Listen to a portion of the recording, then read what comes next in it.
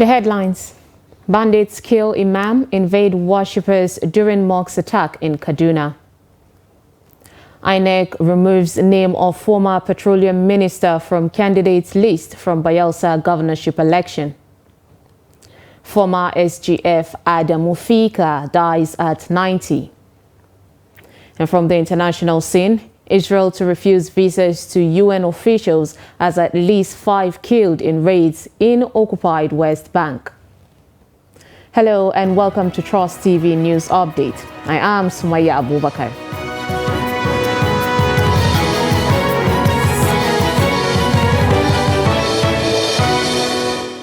Thank you for joining us, and now the details. Now, bandits have attacked a mosque at the Ga Baba village near Sabon Layi in the Birnin Gwari local government area of Kaduna State, killing the chief imam of the mosque and 2 other worshippers, while 2 others sustained injuries. 2 other worshippers who sustained life-threatening injuries were rushed to the Jibrin Maigwari General Hospital.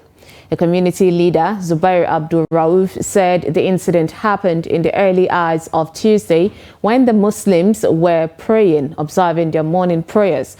According to him, the bandits were returning from Zamfara State through the Kamuku forest near Kuriga village, and upon seeing the Muslim faithful observing morning prayer, opened fire on the worshippers, killing the chief imam and 2 others.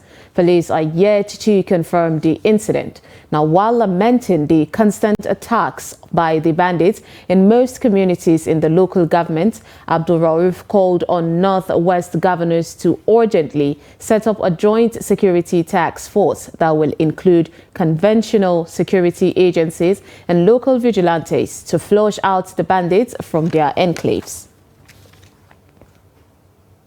The Delta State Police Command on Tuesday paraded 5 suspects for offences ranging from murder, kidnapping and rape.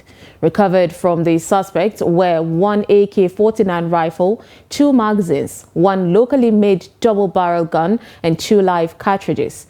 Parading the suspects at the police headquarters in Asaba, the public relations officer of the command, DSP Bright Edafe, assured residents of adequate security during the Embers months.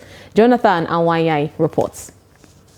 Among those paraded on Tuesday was a 46-year-old proprietor of a private school in Agbo, Ika South local government area, for allegedly defiling a 4-year-old female pupil of the school. Also paraded was Najo from Wiki, a father who was alleged to have flogged a teacher to death in Delta State for disciplining his son. 3 others were paraded for allegedly kidnapping within the Warri metropolis. And the child repeatedly told the investigators that this particular uncle of hers defied her in the school premises. And this was made obvious because there's what we call identification parade, where the suspect was placed alongside other males, and the child was asked to identify who defied her. Incident in Agbo, where a parent who, out of anger that the child was manhandled in school, according to him, the child was flogged and there was a mark on the child's body. He went to the school, and according to him, when he saw the teacher who flogged the child as identified by the child, he took a cane which he saw at the school. In an attempt to flog the teacher while there was this fracas ongoing, the victim, who is now late, one Ufa Sunday. As I carry cane where they the table, I won't whip, and the other teacher say no. Ma leave me the principal call. If the principal call, I go report the matter. Now it's okay. Time of my market don't reach to me to go my market. I went out before my daughter call me, say that uncle way they look them don't fall for that, don't fall for ground. Now I rush come back. Maybe the matter. That it was in the night when she was beating her that she started seeing the blood. Where the uncle fall.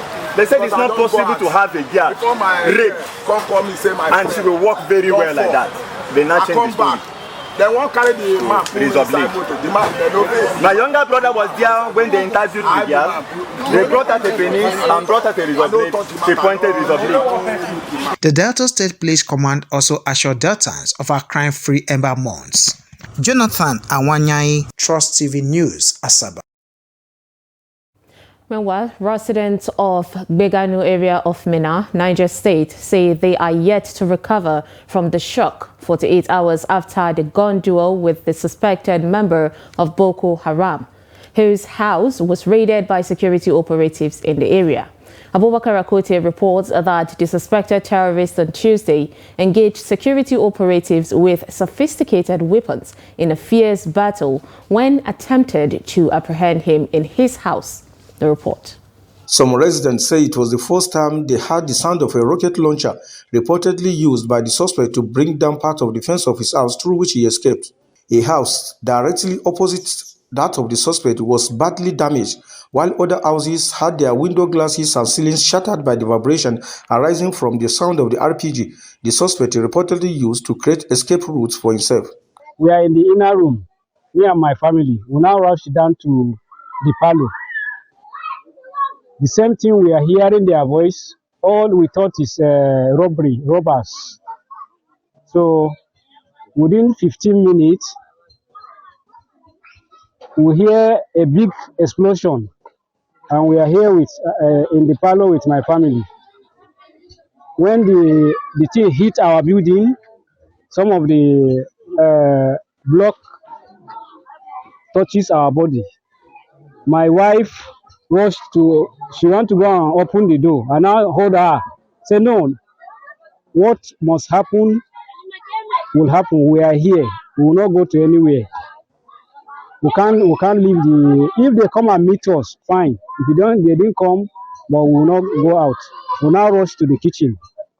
We stay in the kitchen from 11:36 up to 3:30 before we couldn't hear any noise again, no any shooting again.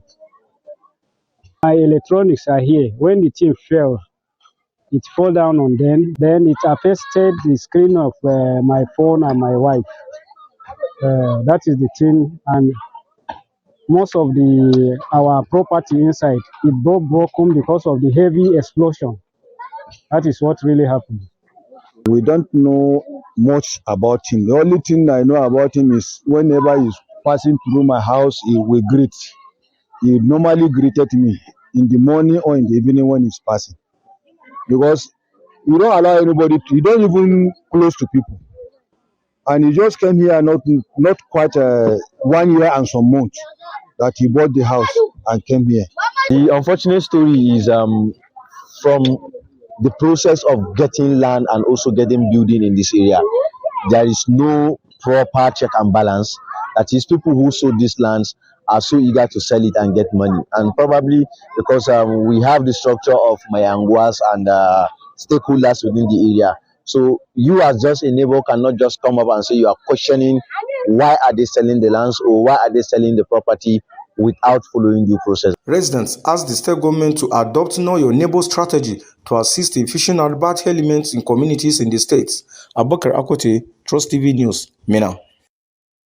Ahead of November 11th governorship election, Timipri Silva, governorship candidate of the All Progressive Congress, the APC in Bayelsa State, is facing yet another hurdle as the Independent National Electoral Commission, INEC, releases amended list of governorship candidates in the state, excluding him and his running mate, Joshua Makiva.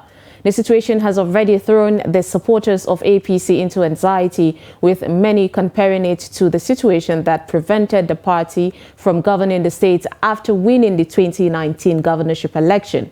According to the amended list uploaded on the Commission's website on Tuesday, Silvers and his running mate were excluded due to the October 10th Federal High Court order that disqualified him from participating in the state governorship election. The list signed by the secretary to the commission, Rose Oriaran Anthony, had the column for the names of APC candidates and his running mate left blank with remarks court order. Disqualifying Silva and his running mate a few weeks ago, Justice Donatus Okorowo held that having been sworn in twice and ruled for 5 years as governor of Bayelsa State, Silva would breach the 1999 constitution as amended if allowed to contest again. But the APC Gubernatorial Campaign Council, while reacting to the exclusion of its candidate, urged the party supporters not to be deterred. The Director of Media and Publicity of the Campaign Council, Perry Tukuwe, in a statement on Wednesday said that the party's lawyers were already on the top of the situation to get victory at the Court of Appeal. Now, mixed reactions have trailed the establishment of the Humanitarian and Poverty Alleviation Trust Fund by the federal government in an effort to cushion the effect of the hardship of the vulnerable Nigerians. The residents of Dutse, the Jigawa state capital, say that it is a welcome development if the program is far from unpatriotic and corrupt Nigerians. Trust TV's Adamu Imam completes the report. The federal government, through the Humanitarian Ministry, approved the fund to the tune of $5 billion after the Federal Executive Council meeting presided over by President Bola Tinubu to address the perennial poverty throughout the country. Some Nigerians believe that if care is not taken, the program will still be a mirage to the less privileged. Now that they have initiated this move, I think with due process, it's a good one. If they had done what is right all this while, this move would have started. But because fairness is not in their calendar, and implementation is another issue as well, maybe some few individuals will continue to benefit, but not the actual beneficiaries. That's the usual occurrence in Nigeria.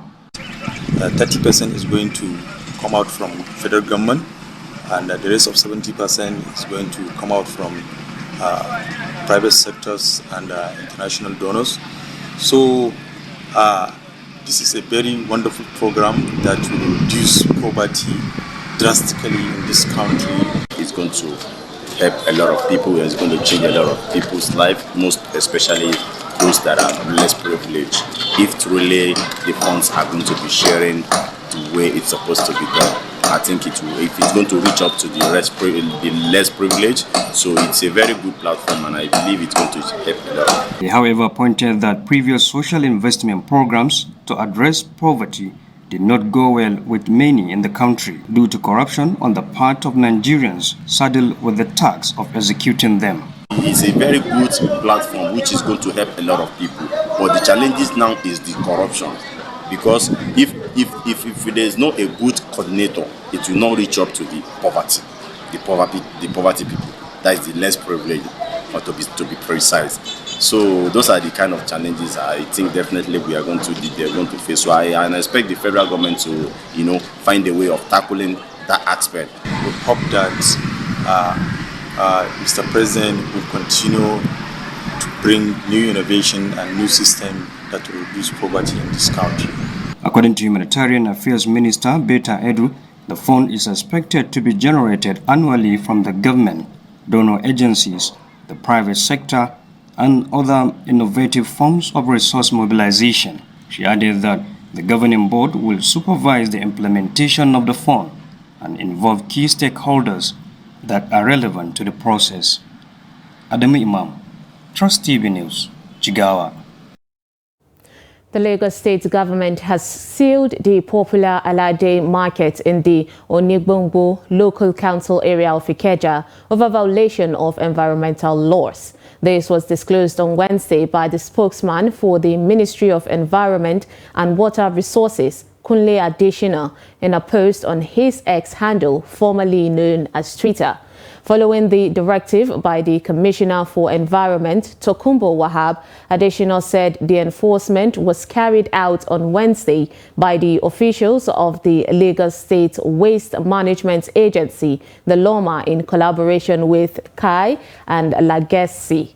Some of the affected markets included Alaba Market, International Market, Mile 12, Owode Onirin, Ladipo Market, Okeodo Market, and Aspamda, and others. Now, former secretary to the government of the Federation, Adamu Fika, has died at the age of 90 years. The elder statesman, who had been battling with health-related challenge for some time, died mid-flight while returning from a London hospital to Kaduna late Tuesday evening. The funeral prayers for the Wazirin Fika will hold at Sultan Bello Mosque in Kaduna late Wednesday. Now, late Adamu Fika was born in Fika, present-day Yobe State, in 1933. He had an illustrious civil service career and later served as the PRO Chancellor and Chairman of the Governing Council of the Ahmadu Bello University, ABU Zaria. He was also the chairman of the Board of Trustees of the Arewa Consultative Forum, the ACF. The Wazirin Fika began his educational journey at Kaduna Government College and the Nigerian College of Arts, Science and Technology, now known as Ahmadu Bello University. He held several significant positions, including the permanent secretary of various federal ministries, such as Internal Affairs, Commerce and Communications. He also served as the head of civil service of the Federation and made invaluable contributions to the development of Nigeria. You're watching News Update on Trust TV. Coming up, we will tell you why residents decry estimated billing. This and more after the break. Stay with us.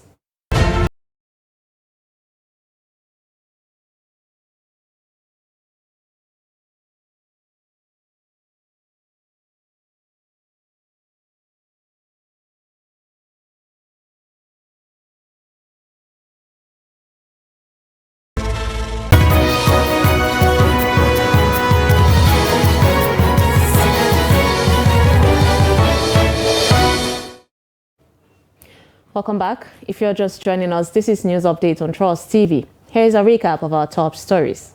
We brought you bandits kill Imam, invade worshippers during mosque attack in Kaduna. And INEC removes name of former petroleum minister from candidates list from Bayelsa governorship election. Now, moving on to more stories, the Supreme Court has fixed Thursday, October 26, for the judgment on the appeal filed by the presidential candidates of the People's Democratic Party, Atiku Abubakar, and the Labour Party, Peter Obi, against the judgment of Presidential Election Tribunal, which upheld the election of President Bola Ahmed Tinubu. Atiku and Obi asked the Apex Court to set aside the judgment by the Presidential Election Tribunal, with Atiku presenting documents from Chicago State University to prove that President Tinubu was not qualified to contest the February 25th election.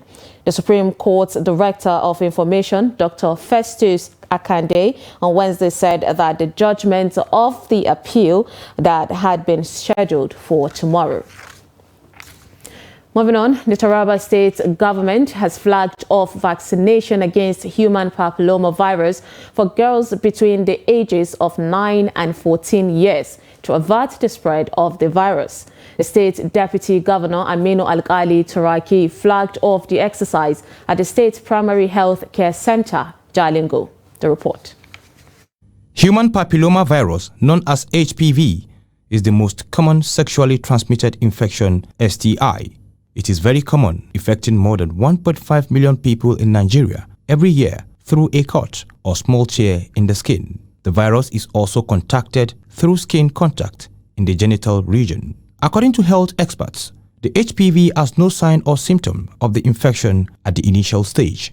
Taraba State Deputy Governor Aminu Alkali said vaccination for the female children is free, noting that the scourge of cervical cancer remains a source of worry that requires government's attention. It is sad to note also that this monstrous ailment is caused by the deadly human papilloma virus. But I am delighted to announce to you today that Taraba State government will from today join other states of the country in introducing the life-saving human papilloma virus vaccine to prevent our teenage girls from developing cervical cancer and other related diseases. Health Commissioner Nuhu Tukura said the virus has been known in America since year 2006, which later spread into 10 African countries, including Nigeria, for the past 10 years. Because this is the first time that we're having this vaccine in Nigeria.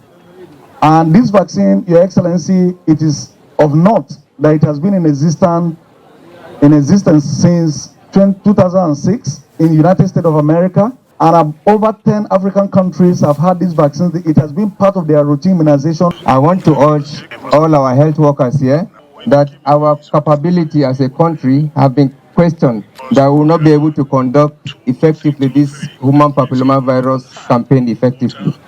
But I know definitely that we are capable. We commend the government of Nigeria and Taraba State for improving the health indices of our dear citizens.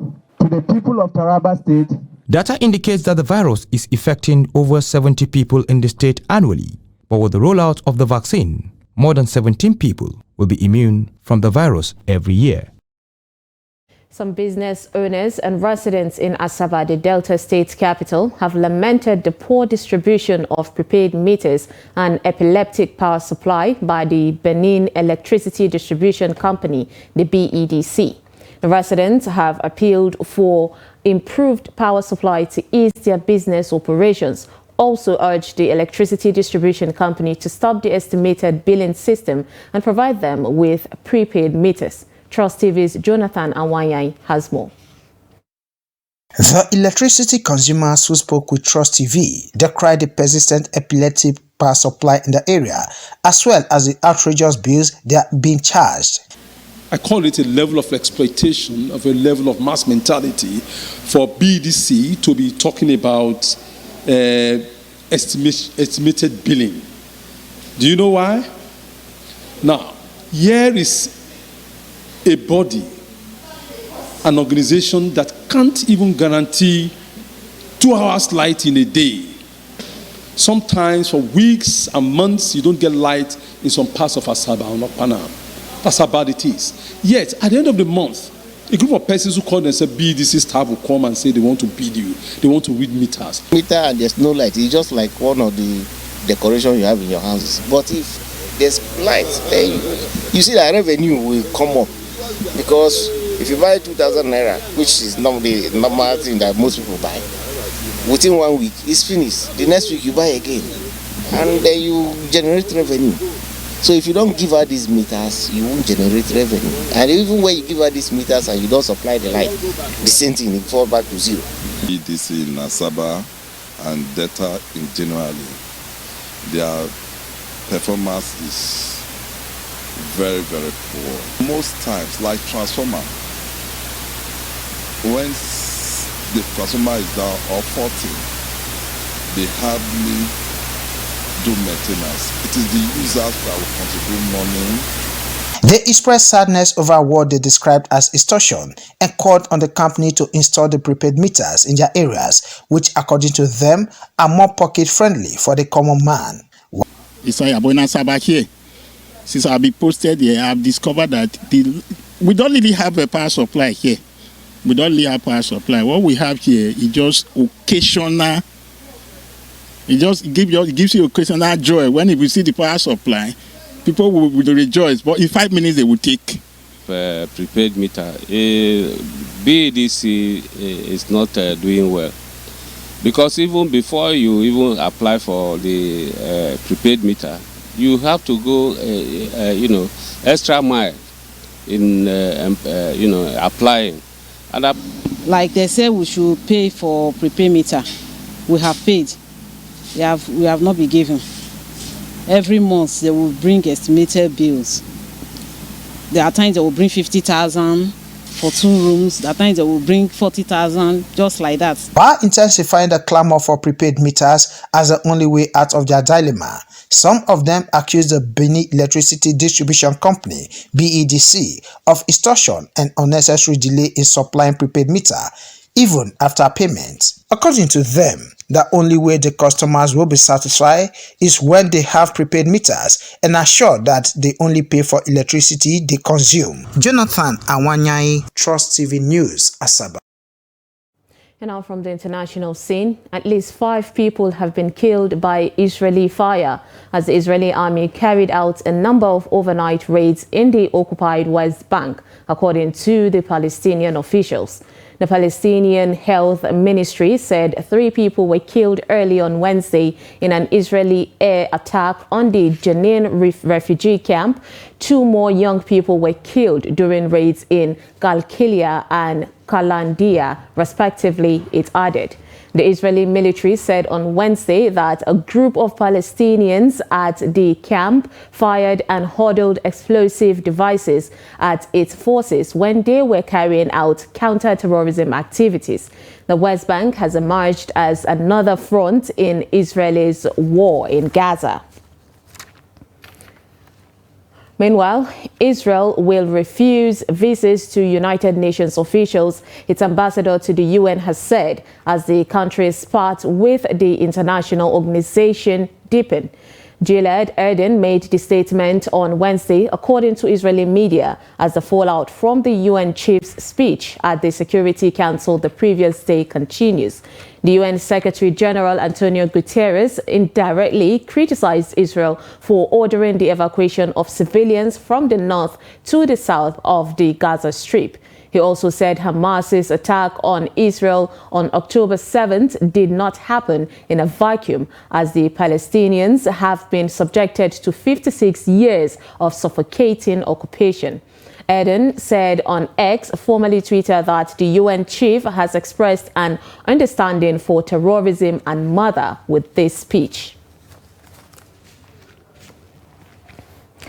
And with that, we wrap up news update on Trust TV. Do not forget to follow us across all our social media platforms and join our YouTube live stream for more news programs and documentaries. I am Sumaya Abubakar. Thanks for watching.